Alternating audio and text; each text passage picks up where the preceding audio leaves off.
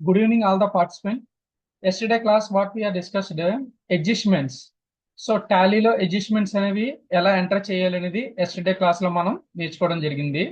So ఈ రోజు class లో మనం ఏం చేద్దామంటే సేమ్ అడ్జస్ట్మెంట్స్ ని we have to use a multiple ledgers, అంటే మల్టిపుల్ లెడ్జర్స్ యూజ్ చేసి ట్రయల్ బ్యాలెన్స్ ఎలా క్రియేట్ చేయాలి, at the same time ledgers అనేవి అంటే అడ్జస్ట్మెంట్స్ అనేవి ఎలా వేయాలి అనేది కూడా డీటెయిల్ గా నేర్చుకోవడం జరుగుతుంది. So I will share my screen. Yes. I will open the notes. Right. So we can observe the problem number 2. Adjustment లో సెకండ్ ప్రాబ్లం ఈ రోజు మనం నేర్చుకుంటాం. సో ఇక్కడ ఏంటంటే ఫస్ట్ ట్రయల్ బ్యాలెన్స్ అనేది ఇవ్వడం జరిగింది.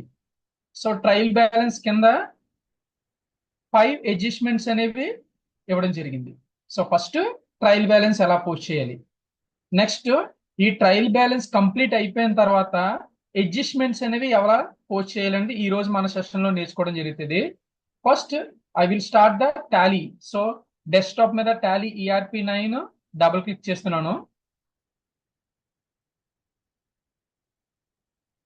దాని తర్వాత వర్క్ ఇన్ ఎడ్యుకేషనల్ మోడ్ లోకి వెళ్ళి సిల్వర్ ఎడిషన్ మోడ్ లోకి వెళ్ళి Alt F3 ప్రెస్ చేసి క్రియేట్ కంపెనీ. సో మీకు ఆల్రెడీ చెప్పాను, ఎప్పుడు కూడా ఒక కంపెనీ లేదా ఒక సమ్ చేసేటప్పుడు 100% ఒక న్యూ కంపెనీ ఎప్పటికప్పటికి ఒక న్యూ కంపెనీ క్రియేట్ చేస్తూ ఉండాలని చెప్పాను నేను. Okay, so create company. So create కంపెనీలోకి వెళ్ళి సంథింగ్ ఒక నేమ్ తో కంపెనీ క్రియేట్ చేస్తాను. రిలయన్స్ ట్రేడర్స్ అని ఒక కంపెనీ పేరు తో ఒక రిలయన్స్ ప్రైవేట్ లిమిటెడ్ అని ఒక పేరుతో నేను కంపెనీని క్రియేట్ చేస్తున్నాను. సో అడ్రస్ వచ్చి 1-1-1 main road Kakinada. So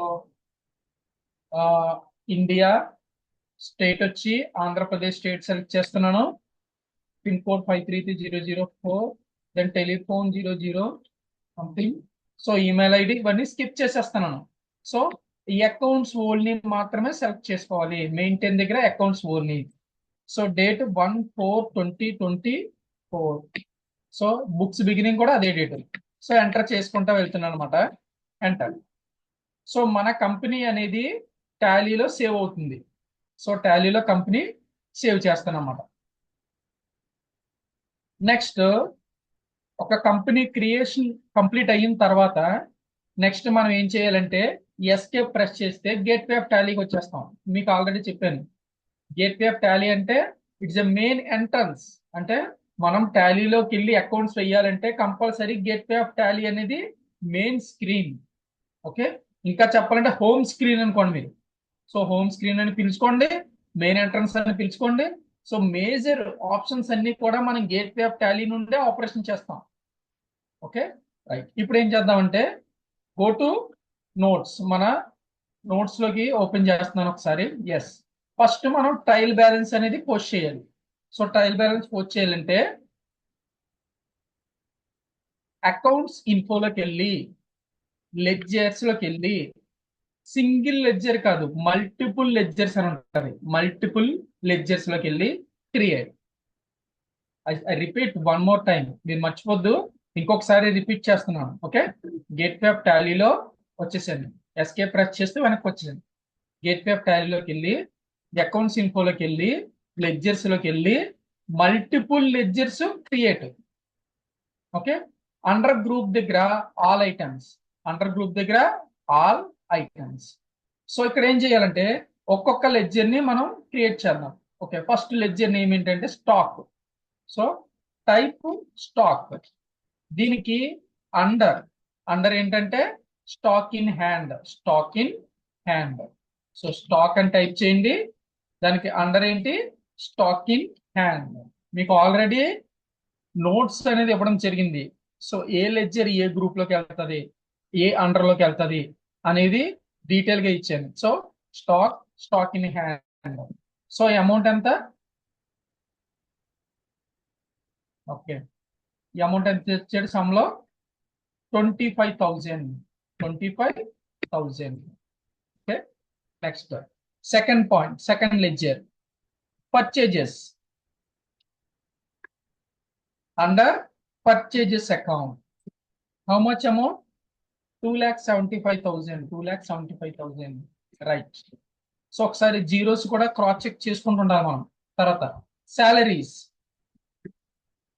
under indirect expense. Indirect expense ఎంత amount? 5,000. Next furniture. Furniture under fixed asset. How much? 1 lakh rupee. Right. Next SBI. So SBI అని ఇచ్చిన, యూనియన్ బ్యాంక్ అని ఇచ్చిన, మనకి అండర్ ఎప్పుడు కూడా bank. So any bank name వస్తే చాలు అండర్ బ్యాంక్ అకౌంట్ అని సెలెక్ట్ చేయాలి. 2,000. Next land under fixed asset. So fixed asset how much? 50,000. Next wages. Wages under direct expenses. How much? It is a 15,000. Yes. ఇప్పుడు వరకు ఏమైందంటే debit side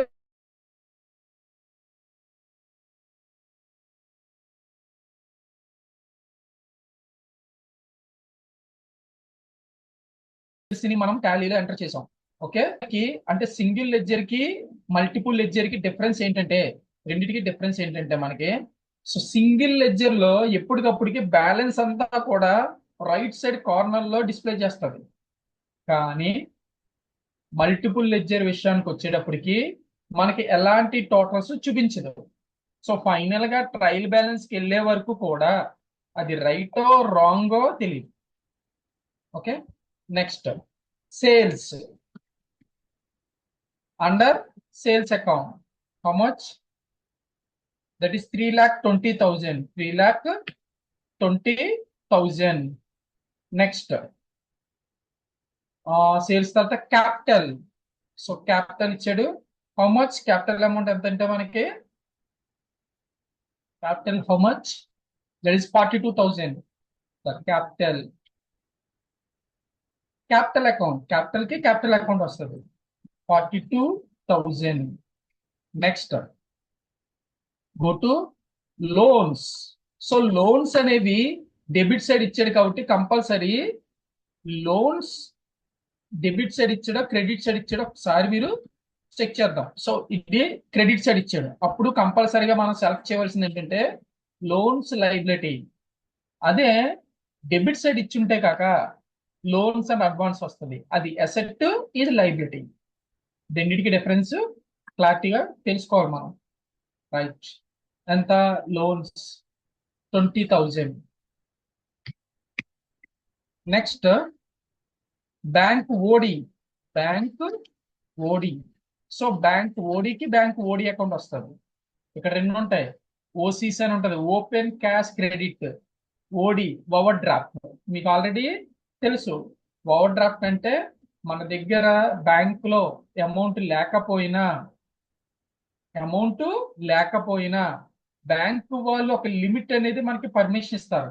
అంటే డబ్బులు లేకపోయినా ఇంత 1 lakh 2 lakh 1 crore దాకా వాళ్ళు ఏం చేస్తారంటే, it is depending upon our business relationship base చేసుకుని వాళ్ళు ఓడి అకౌంట్ అనేది మనకు ఓపెన్ చేస్తారు. అంటే ఈ అమౌంట్ లేకపోయినా ఎక్కువ అమౌంట్ విత్డ్రా చేసుకోవచ్చు మనం. ఓడి అకౌంట్ అంటారు, లిమిట్ బేస్ చేసుకుని విత్డ్రా చేసుకుంటారు బ్యాంక్ ఓడి. సో అమౌంట్ ఎంత ఇచ్చారు? 50,000. Yes. Next one is a creditors. Creditors sundry క్రెడిటాస్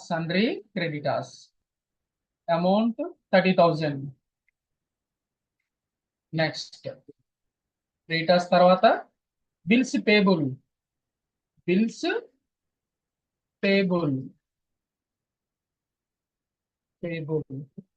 under మనకి bills payable is current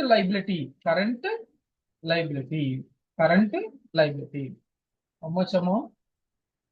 10,000. So ఇక్కడ వరకు ఆల్ ఎంట్రీస్ మనం పోస్ట్ చేయడం జరిగింది.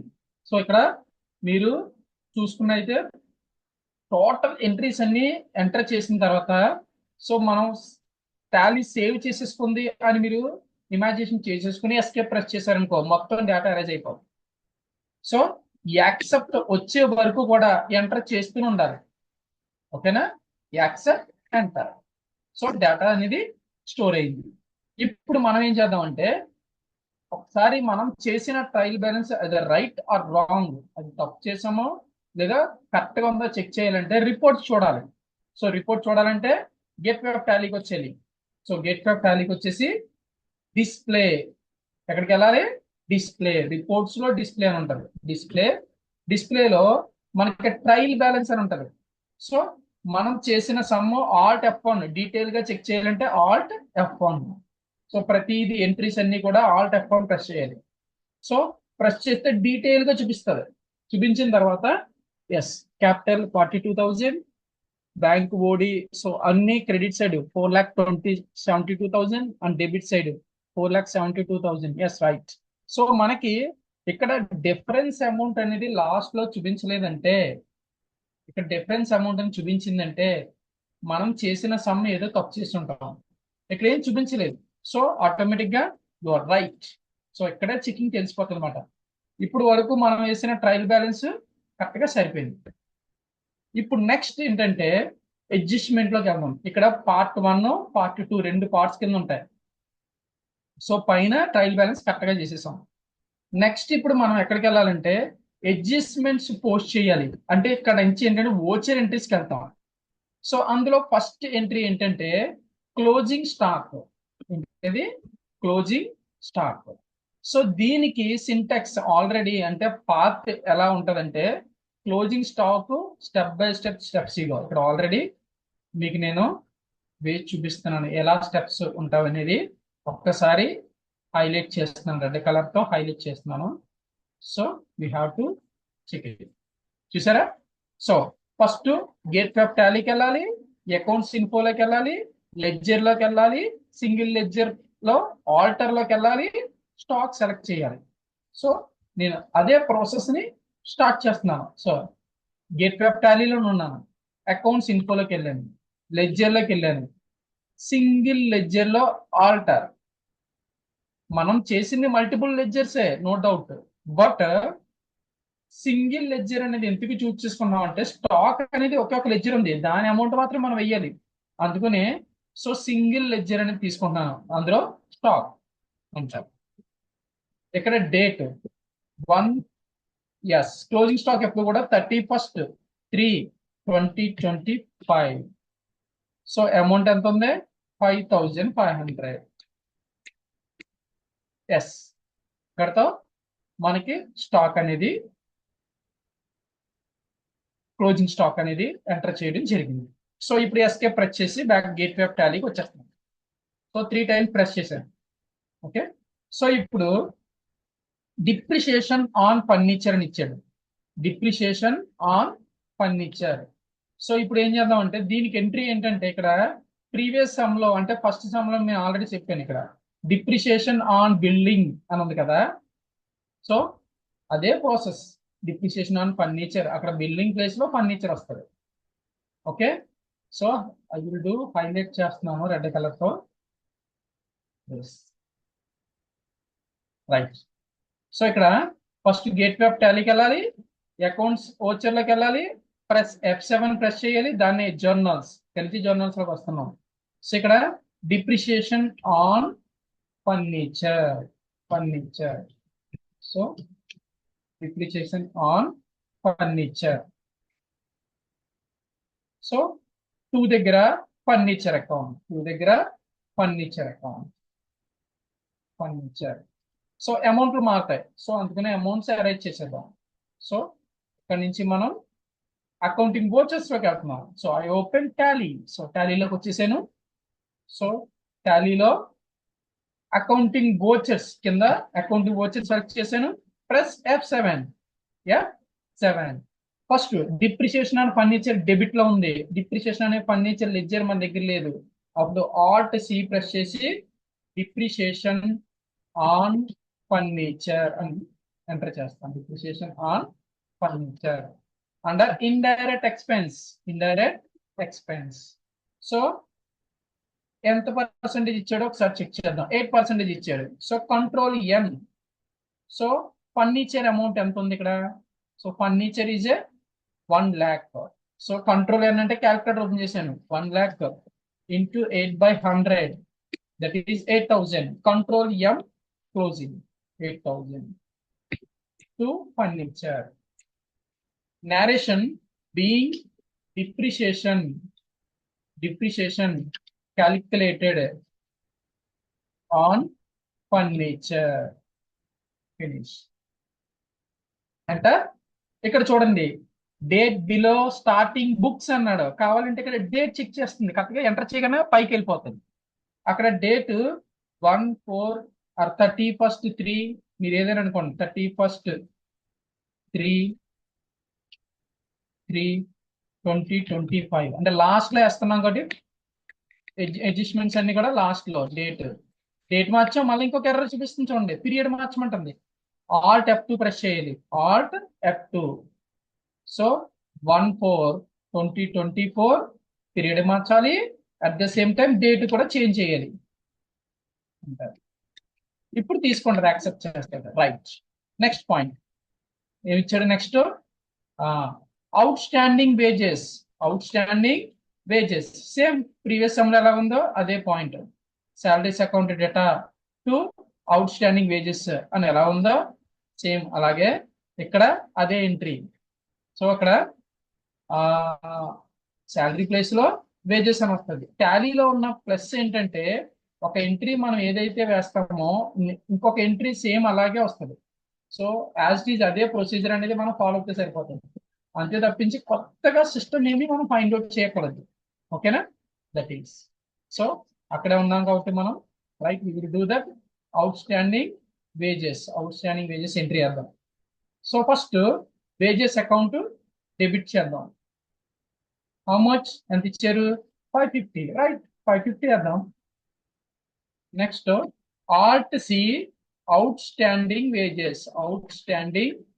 Wages under current liability. చెల్లించాల్సిన జీతాలు మనకు అప్పే.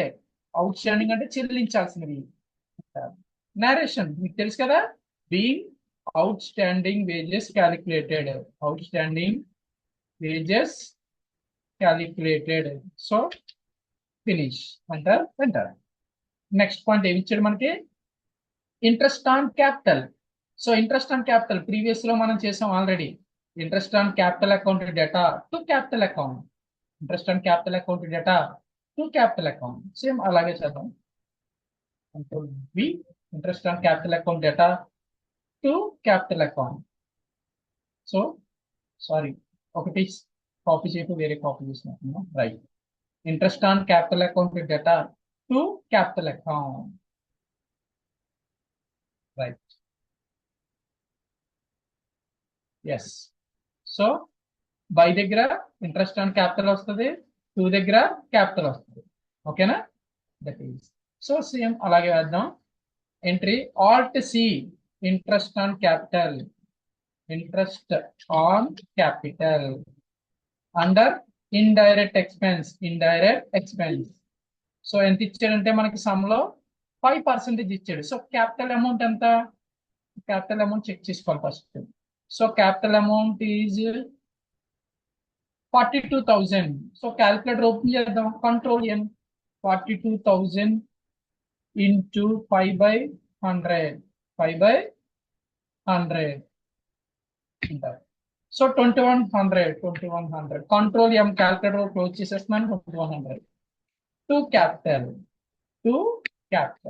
నరేషన్ తెలుసు కదా, being interest calculated on capital.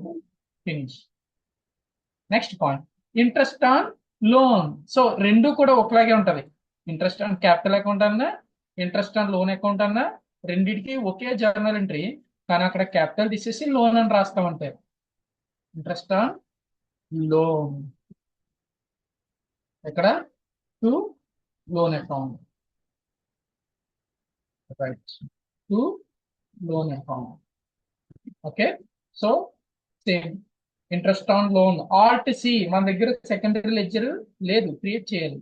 Interest on loan, interest on loan, same indirect ఎక్స్పెన్సే దానికి లాగే. So how much? 6%. లోన్ ఎంత ఉంది సమ్ లో? Yes, 20,000. Control N, calculator open చేస్తున్నాను. 20,000, మీరు క్యాల్కులేటర్ ఓపెన్ చేయడం ఇవన్నీ రావాలి మీకు. 20,000 ఇంటూ 6/100,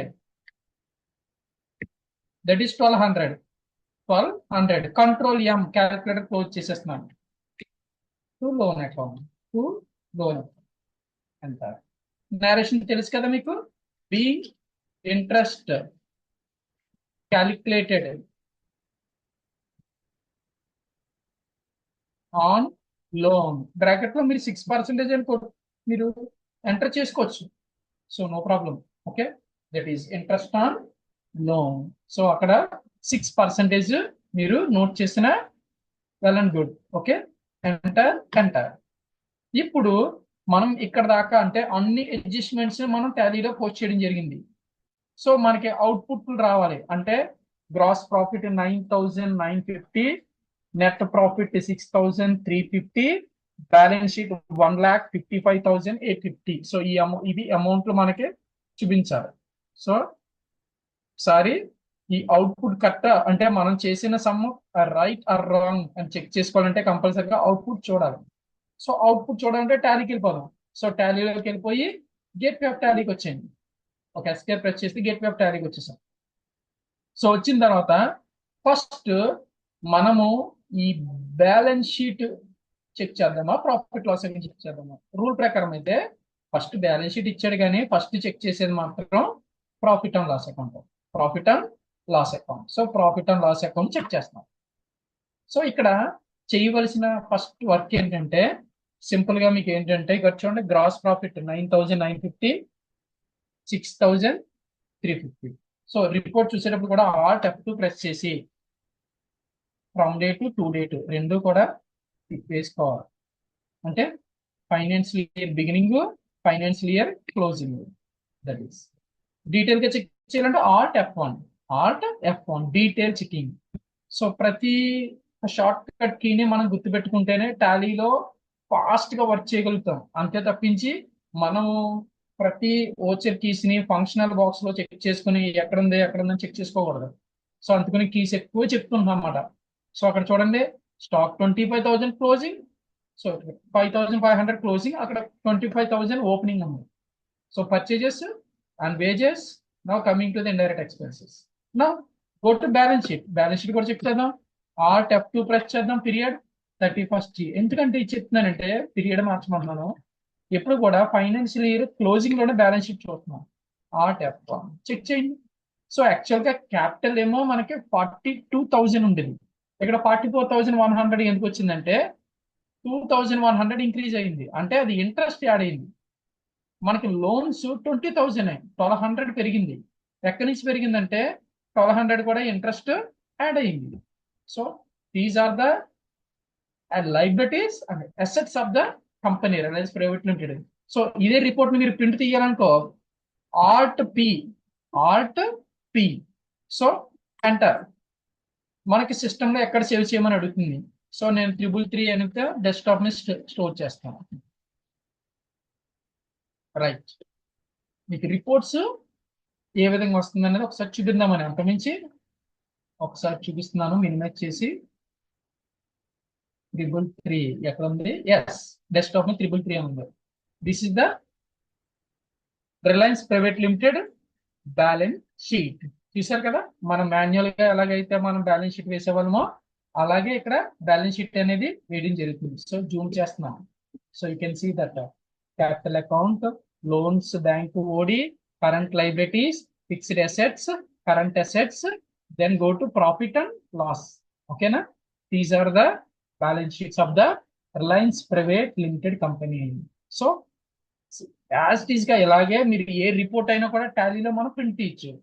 సో ఈ విధంగా మనం ప్రింట్స్ అనేవి టాలీ తో మనం ప్రింట్ తీయచ్చు. Next go to Tally.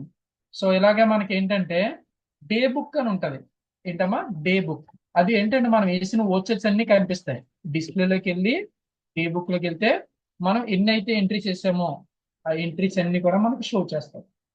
Display day book. ఇక్కడ ఏదైనా మీరు ఓచర్ మిస్టేక్ చేస్తే ఇక్కడ చెక్ చేసుకోవచ్చు. సో మార్చచ్చు.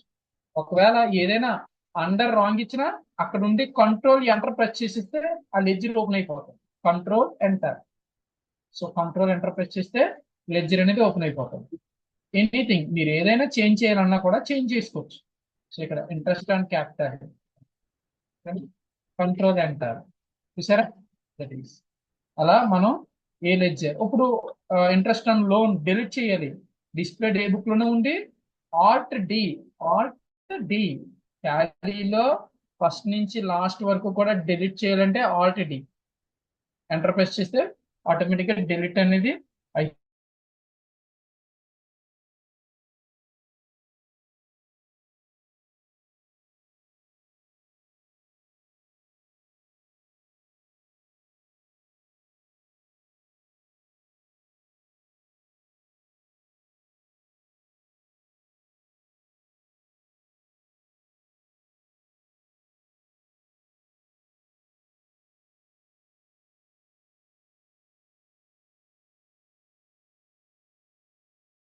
Okay madam.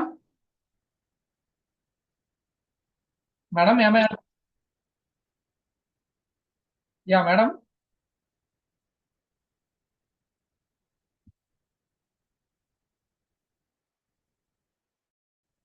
Okay thank you so much. So ఎవరికి డౌట్స్ లేనట్టున్నాయి. So I will end the session. Okay thank you.